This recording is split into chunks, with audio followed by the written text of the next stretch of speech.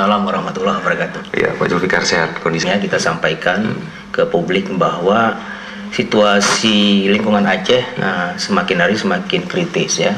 Sudah banyak juga kondisi-kondisi hutan yang rusak ya.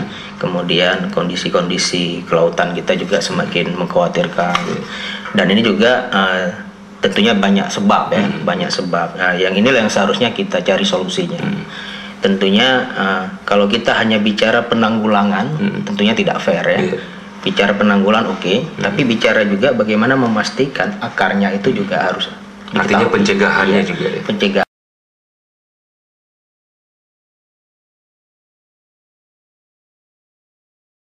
Ya, klien ada juga keluarga yang hilang.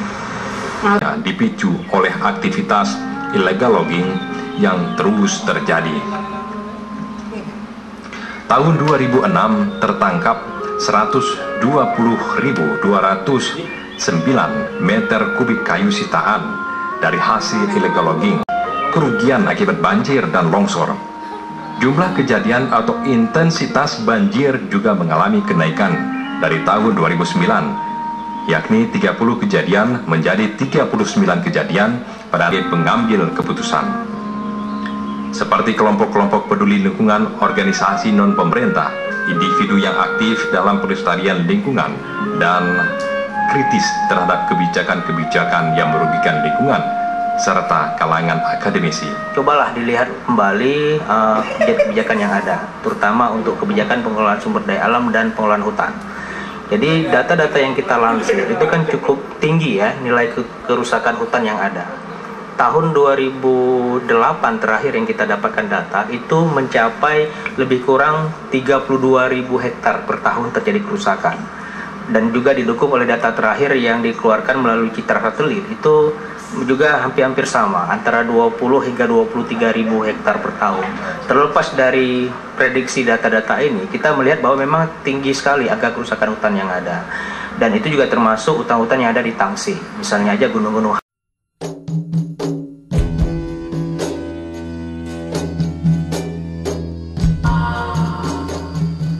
Assalamualaikum warahmatullahi wabarakatuh. Selamat malam pemirsa.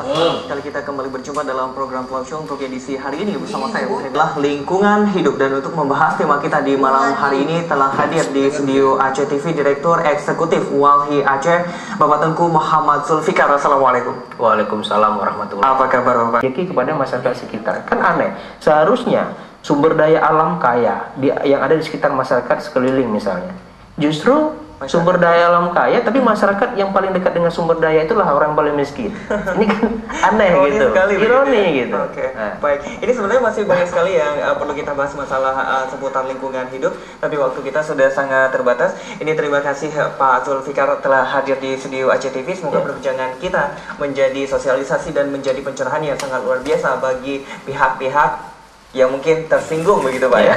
Ya mudah-mudahan tidak tersinggung. Oke, baik, terima kasih sekali lagi atas kehadiran di studio Aceh TV, dan pemirsa tanpa Harap ini terus berlanjut.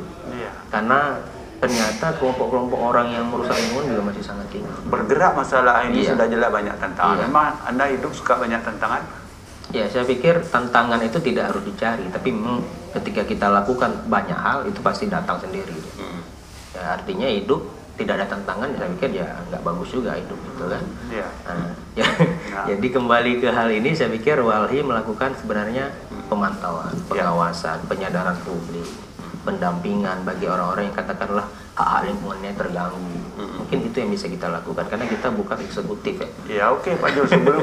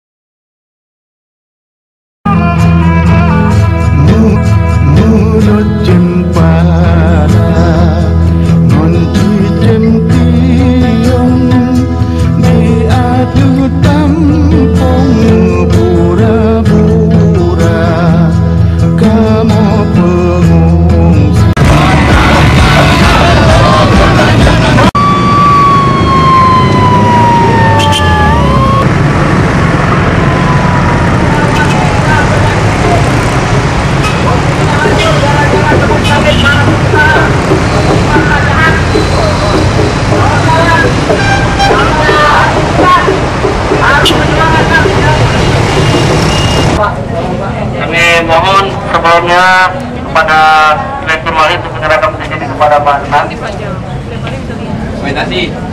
Terima kasih. Tahan sebentar Pak. Semila.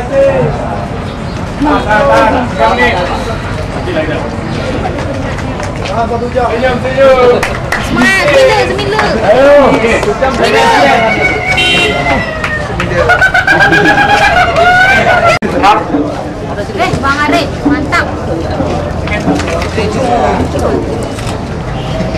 Hijau ni.